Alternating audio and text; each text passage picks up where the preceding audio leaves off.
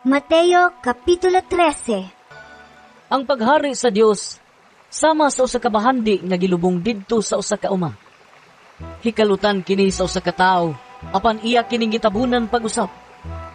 Hilabihan niyang lipaya ug tungod niini, milakaw siya ug iyang gibaligya ang tanan niyang katigayunan ug unya mibalik siya ug iyang gipalit ang uma. Ang paghari sa Dios sama usab sa usa ka negosyante nga nangitag maanindot nga mga perlas. Sa dihang nakakaplag siya usa ka perlas nga may talagsaong kaanindot, milakaw siya ug gibaligya ang tanan niyang katigayunan ug unya gipalit niya ang perlas. Ang paghari sa Dios sama usab sa usa ka baling nga gitaktak didto sa dagat ug nakakuha sa tanang matang sa isda. Inig kapuno na niini, birahon kini sa mga mananagat ngadto sa baybayon. Manglingkod sila aron pagpili sa isda.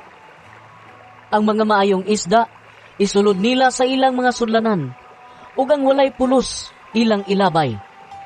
Mauusab kini ang mahitabo sa katapusan sa kalibutan.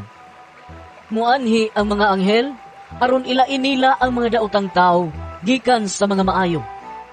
Unya itambog nila ang mga dautan ngadto sa hudno nga nagdilaab.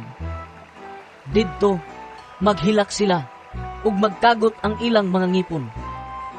Nakasabot ba mo ni ining mga butanga? Nangutana si Jesus kanila. Oo. Mitubag sila, busa miingon siya.